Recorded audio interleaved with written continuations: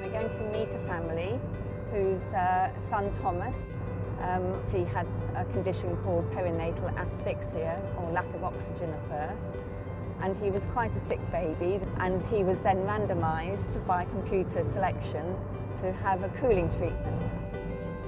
Sadly, even with the best obstetric care, about 1 or 2 in every 1,000 births suffer from lack of oxygen around the time of birth. When we were told about the news, it was quite devastating. And at that stage, it was a bit of a no-brainer, and we were absolutely all in for going ahead with the trial. I was in a cold box and I couldn't breathe when I came out of your tummy.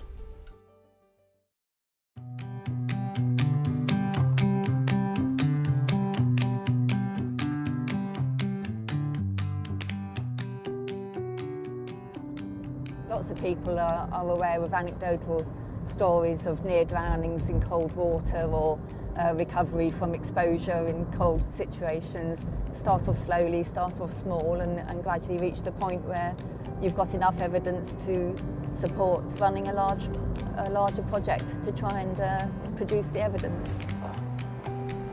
So the TOBY study was a randomised trial where half the babies were treated with standard care and the other half were treated with standard care plus cooling by about 3 degrees below the normal temperature. The National Maritime Epidemiology Unit is a coordinating centre, and Brenda Strom was the trial coordinator, and they ensured that all the hospitals were properly trained up. They were the central repository for all the study data, analysed the data. During the birth process, or shortly before birth, that for some reason as the baby is not getting the oxygen that it requires. Need to start the treatment as early as possible to prevent any injury happening to the brain.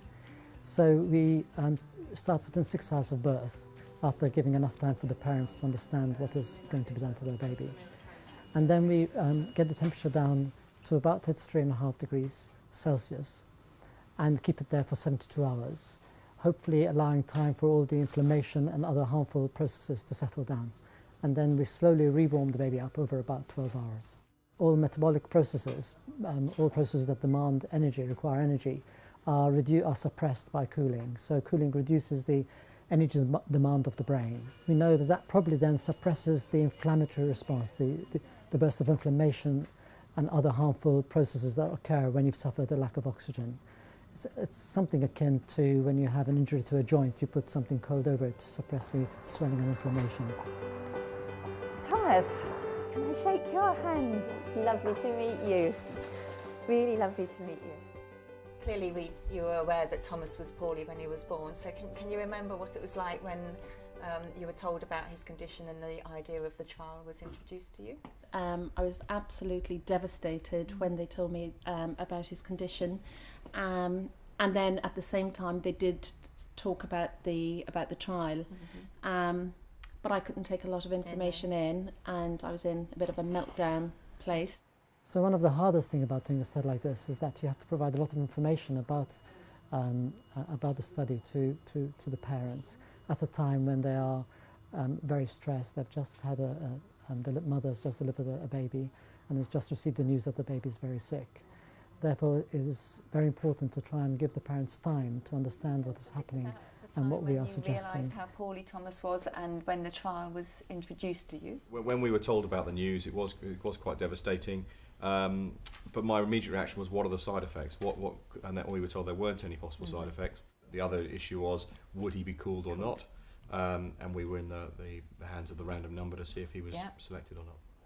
The TOBY study was the largest of a number of randomised controlled trials that explored this therapy. And in fact, when we did a summary analysis of all the clinical trials, confirmed that treatment with cooling reduces the chances of dying or developing cerebral palsy by about 50%. In the context of the United Kingdom, we can predict that about 100 more babies every year are surviving without cerebral palsy as a result of this treatment. And that's it doesn't need batteries. So if you squeeze it, that's how you recharge it. So you're probably aware that NICE recommended cooling as standard treatment since 2010 actually. So how does that make you feel? I think it's absolutely fantastic, absolutely fabulous. You know, if there's anything that you can do for a baby that has had some injury when they're born, then that is just brilliant. Brilliant. Bye-bye.